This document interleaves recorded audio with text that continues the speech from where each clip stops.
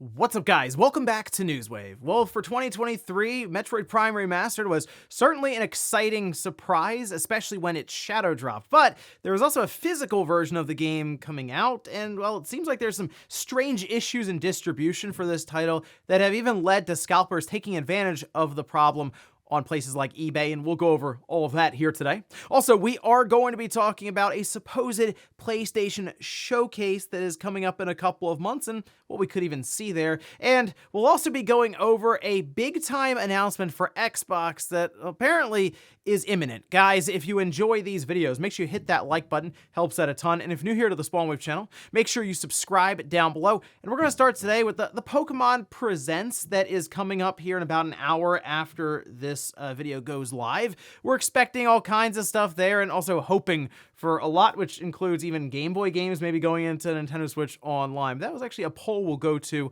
later on in the show. But something did happen that has people kind of curious about this maybe showing up, and that's Pokemon Sleep. You can see this posted up over on Twitter.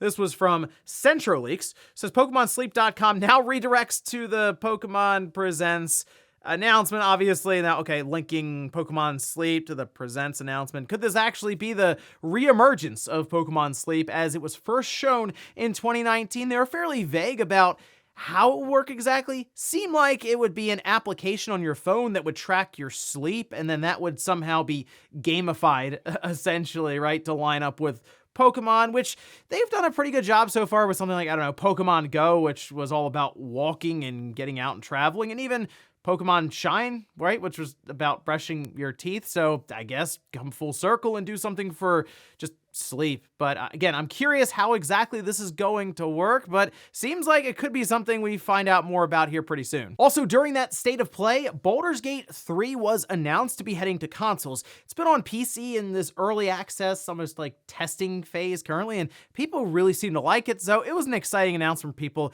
actually who are hoping that it would be coming to consoles. But there was one thing about it, and that's it was only announced for PlayStation, which you would expect during a state of play, but it appears we have some more information as to why it has not quite been officially announced for Xbox. This was posted up over on the Baldur's Gate 3 Reddit, and this was from Larian Studios, who says, we have had an Xbox version of Baldur's Gate 3 in the works for some time, but we have run into some technical issues, particularly with split-screen co-op. We are still working on an Xbox version of Baldur's Gate 3, but we're not yet confident enough to announce it. They say they don't like to announce anything until we're ready because we don't want to get people's hopes up until we're sure we can deliver. Now, it's possible it could still make that release date that we've seen of August 31st. Also possible that maybe it has to come out a little later. And obviously, you hear technical issues and speculation has run wild that it has to do with the Xbox Series S.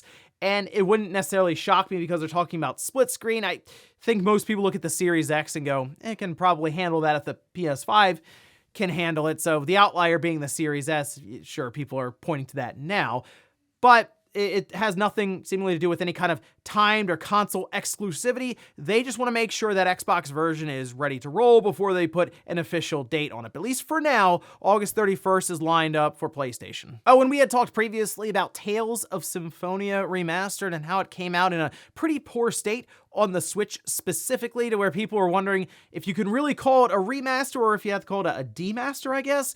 Well, it appears that they are acknowledging this and even talking about fixes for it, which we can see this posted up. This was captured by VGC, but it is from their official Tales Twitter account, where they say, we have confirmed that there is a problem with gameplay in this product version that is currently on sale. We are currently investigating a fix. We will inform you about the update for future fixes as soon as it is known. We will send it from this account, so please wait for the information. We apologize for the inconvenience caused to our customers. It's odd that this is something they say, I guess, slip through. Like, they're just now aware of it as people are pointing it out, but it seemed incredibly obvious to anyone who played the game for an hour or so. Things like battle transitions missing, weird, garbled, like, graphical glitches around text, but if anything, at least they are going to work to fix it rather than just put it out and kind of move on, so we'll just have to keep an eye out for any of the updates that they post. And guys, with some of the quick news out of the way, let's get into the bigger stuff. Let's start right away with this weird situation for one of Nintendo's biggest releases so far in 2023, and that is Metroid Prime Remastered. Exciting stuff, right, when it got announced and then it got shadow dropped, but Part of that was, okay, we'll put it out digitally now, and a physical copy will follow up in a couple of weeks, that being February 22nd. So yeah, I'm sure they got many Metroid fans to double dip, but they were probably also thinking, you know what, I'll get the physical copy for my collection since I'm a big fan of Metroid, and maybe even just kind of leave it sealed up on the shelf. But there was sort of a problem, as I've noticed, many people have. It was hard to find in stores, to the point where people were concerned that it's just a limited print and that we'll never see it again in stores. And it seems like that mindset is working, as if you look on places like eBay or their secondhand sellers, scalpers are just having a field day with this. They are posted up all over the place for anywhere between $60 to $100. And I went through some of the sold listings on eBay, and I mean, several of these copies are selling like at that price point. I've seen some at $80 to $90, even $100 that have moved through eBay's sold listing section. And I'll admit, I'm having a hard time. Well, I was having a hard time finding it. I had it ordered through GameStop, and they came back on the day it was supposed to release and said, hey, we're not able to get this shipment out right now. We'll let you know when. And it was multiple days, several days after that, no update was happening. And I went out, looked around at different Walmarts. That's where people said was the most likely to find it. It seemed to be Walmart or Target. Those were the two suggestions I was getting. Check Target, nothing. Check Best Buy, nothing. Check two Walmarts, nothing. And then the next day I went out to another Walmart and there was one copy there. So I don't know if this is legitimately a thing where certain regions just are not getting enough copies, but it definitely is a problem. Now, I mentioned some people have worried that this is a limited print and what's out there now is it, and we won't see any more. I don't believe that's the case. I think we are going to see more copies of Metroid Prime Remastered get out there. I have had the chance to talk to some people who would be doing wholesale ordering and stuff, just a few, and it seems to still be available to order. It just appears that it's kind of delayed overall in terms of shipping it. This is something that can happen if you shadow drop a game digitally and then try to get it to stores in, a couple of weeks. It typically, as I've mentioned before, you like to have that run-up of marketing and, of course, figure out all the logistics of getting these games all across the world. And there's a lot that goes into that, so it's no wonder that some regions, I've seen people take pictures, had like 10 copies just sitting on the shelves, then others, they couldn't find one anywhere. So my advice is just hold out. You should see more of these copies kind of flood the market, and eventually they'll just be normalized in terms of pricing on places like eBay, or you just walk into a Best Buy, Walmart, Target, and find one no problem. In fact, I would think midway to the end of March, so second half of March, they'll probably just be all over the place on store shelves. Nintendo is not purposely trying to hold back stock or anything on this. It just happened to be something they decided to shadow drop and then push out a couple of weeks later, which that was their decision. So you think, okay, maybe they'll be prepared for it. Seems like something got caught up in the mix there. So I would just keep an eye out, hopefully before the end of March, to just see these all over the place. And I know it's kind of tough if you're someone who just wants to buy it once and get it physically, because the game is very good. So if anything is available digitally, and then you can find it physically down the road at some point. Next up, let's talk about PlayStation, because last week they had their State of Play and seemed like it didn't go over the best online necessarily. I've seen a lot of polls that were doing grades, and it was basically the average was C or D. So people weren't thinking very highly of the 15 to 20 minutes of Suicide Squad to close things out, but also seemingly the absence of Sony in general when it comes to anything from first party. Well, it seems, as we would expect, Sony is lining up a showcase that will be pretty large overall for the PlayStation brand. And Jeff Grubb had already talked about this State of Play, and then also a showcase coming later on. And he elaborated on this a bit more after the State of Play happened, which we can see this posted up over on DualShockers. And then this was part of Jeff Grubb's Game Mess. They transcribed some of it, where he says they're saving their good stuff for the PlayStation Showcase. That's going to happen before E3. It was supposed to happen last fall, but they kept pushing back because their developers weren't ready. He goes on to say, now that those developers are ready, they will have a massive show that really sets up the second phase of the PlayStation 5s. And there's quite a bit that Sony can show, obviously, from first-party studios, especially since Sony, they could show stuff that's 3 years out. They've done this multiple times. Show something that's coming up a bit sooner, then something that's like 3 or 4 years off, and then they'll talk about it every single year leading up to that point, right? Something from Naughty Dog or Sucker Punch, and we've seen Insomniac. They've told us about Wolverine, and we're hoping that might come out by next holiday, but could also be a 2025 title. And then obviously they would talk about things like Spider-Man 2, and hoping we hear more about some of their live service stuff, just so we can really start to gauge what we can expect from it. How creative will they be with it? And can they navigate what's become a very saturated market with battle passes galore, right? It's a very predictable model, so I'd like to see someone like Sony attempt to shake up at least the live service monetization side of things. And hopefully they can start that with this Last of Us Factions mode, this kind of Division is what I'm picturing anyway, like set up with the factions mode intertwined with it. So while the state of play left some disappointed, I would look towards May, potentially, for a showcase, that being ahead of E3, which seems like it's still lined up for ReedPop to attempt to run this thing, probably still sticking in that second week of June. So should be some pretty big stuff for Sony, just gotta wait a couple of months to get there. Next up, let's talk about a big time announcement for Xbox that appears to be quote unquote imminent. And this shouldn't surprise anyone because Microsoft's already told us that this show is happening, but we can see this posted up on Twitter by Andy Robinson. Kind of got the ball rolling here, saying, I hear the announcement for the Starfield showcase is imminent. And I have to say, this must be like a terribly kept secret. Because while we were expecting there to be something from Starfield here soon, it sounds like everyone's expecting it for this week coming up. I saw over on Xbox 2, Rand and Jez were talking about it, and I also had reached out to a few people, and everyone's like, yeah, you should see the Starfield announcement coming up here pretty soon. A showcase, basically, for it, as we were hearing that, okay, we're going to do this developer direct. Starfield won't be there because it needs much more time than we can allot it here. It probably needs like half an hour to go over all of the different mechanics and probably play a small slice of the game to showcase what it's going to be like to, I guess, ride around in the galaxy and find different planets and do Skyrim in space, right? The biggest thing that I would hope they would be prepared with here is a release date.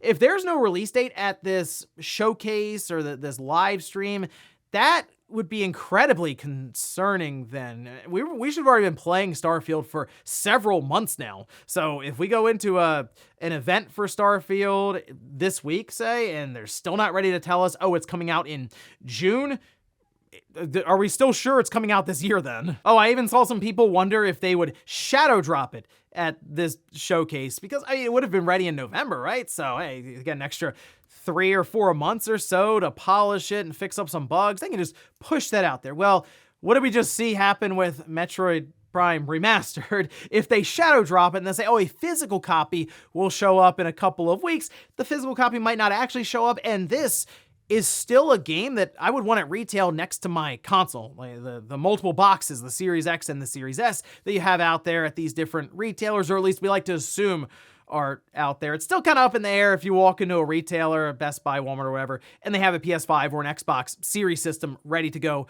on the shelf. But still, this is a big time announcement for Microsoft and a big time game for 2023. I feel like they would want a bit more of a marketing run up to a secured release date than just, oh, it's out now. But I guess we'll see here soon. I'm thinking the Starfield showcase and stream will be announced probably today for later on this week, so we'll just have to keep an eye out for it. And in our last bit of news, let's talk about PlayStation VR 2. There was, of course, the launch last week, and for the most part, it was smooth, but there was one issue that seemed to be kind of widespread, and it had to do with the Sense controllers themselves not functioning correctly in different games. It would work at the menu, but I saw people kind of like asking around, and then when they realized multiple people were experiencing the same issue, they're like, oh, good, it's not just me. In fact, there's an entire Reddit thread that's formed now that I'll link down below in the sources if you are also going through this problem and maybe you've talked to Sony support and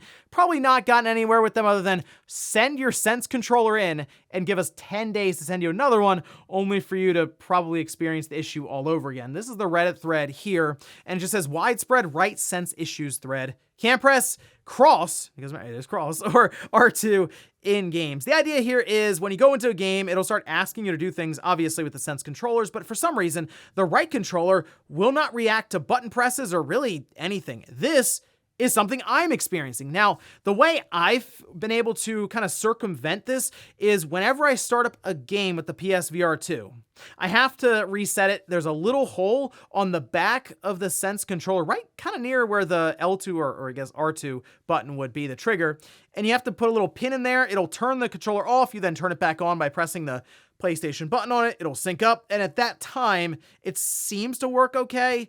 The only issue is you have to do this seemingly, at least I do, every single time you start up a new game. Now, there are a few other remedies in that thread, which even came down to just mashing the buttons until it starts reacting to everything. But from what I can tell, with how many people are experiencing this, seems like an issue with software, not hardware. So I think Sony will have some sort of response to this in way of a patch or a firmware update or something in that regard for the controllers. You can still update DualSense controllers and I assume Sense controllers and all these different things when you plug it in. So there's a chance you get an update and it says plug your controller and we have to update it, or maybe it's on the system side and we just need like a little firmware update that just improves stability and patches something with the Sense controller. So try out some of these solutions here in this thread. Again, for me, resetting it with a pin whenever I go into a game seems to fix it. And here's hoping Sony has their own fix on the software system side pretty soon. And before we go to the comment of the day, we're gonna take a look at the poll that I posted up yesterday, where I ask, final predictions, will older Pokemon games be announced for Nintendo Switch Online, Game Boy Advance? In Pokemon Presents, 65% say yes, 35% say no. Wow, okay, a lot of confidence that the Pokemon company is gonna roll in and just put these on the NSO service rather than sell them for $10 each on the eShop, or 15 or 20. I mean, look, if they put those on there, millions and millions will sell in the first week. No sweat, right? So does it make sense for the Pokemon company, who, remember, is not solely owned by Nintendo or anything, to kind of play by Nintendo's rules and do that? I'm curious about the business dealings in the background for that, because it would make a lot of sense for them to just sell them outright, a la carte, on the Switch eShop. But I gotta say, if they do announce that yellow, red, blue, they get weird and do green, and then they have like Ruby, Sapphire, or Emerald or something on Game Boy Advance, that'd be a pretty big time announcement. I think it would generate a lot of hype and probably a lot of subscriptions for people who are on the fence. And we'll finish up with the comment of the day, as you're seeing here. This is from Ian saying, I am really hoping Konami will bring Metal Gear Solid to current platforms. There is something about being able to play MGS 1 through 3 portably that sounds so right. And yes, before the comments start pouring in, I realize MGS 2 and 3 were on the Vita and MGS 3 was on the 3DS. Give me the trilogy, and obviously 4 is stuck on the PS3, on my Switch OLED, and I will mark 2023 as one of my favorite years in gaming. So while those games are on the Vita and the 3DS, they're still not great experiences. The Vita tries, it really does, but the frame rate, not great. It was very impressive to see them get that on the Vita, but as we've seen with games from the Vita that'll be on the Switch, you get much better performance, as you would expect from the Switch. So the reason I hope those games do get released on the Switch is because it'll probably be the definitive portable experience, and I know you can emulate through things like the Steam Deck and all this. I'm talking about the official release. You go on the eShop or whatever, and it's there, and you just buy it. That would be really cool. And there's a lot of new gamers now coming into the hobby that have never experienced Metal Gear Solid. So if you can make it as accessible as possible on all these different systems, and that includes updated PC versions, the whole thing, I think it can only be like much better for the current situation of Metal Gear Solid, only for Konami to show up and probably ruin it with Metal Gear Survive 2. And ladies and gentlemen, that's gonna do it here for Newswave. If you enjoyed this video, guys, hit that like button. If not, hit the dislike. Leave comments down below about everything we talked about here today. Was the situation around Metroid Prime Remastered in that physical copy. Were you able to find it easily? Are you having a hard time finding it? Let us know in the comments. Then also, what about Starfield? Do you think we'll see that big time showcase this week? And is there an actual possibility that they decide to shadow drop Bethesda's massive title? Thanks guys for watching, and I'll see you next time.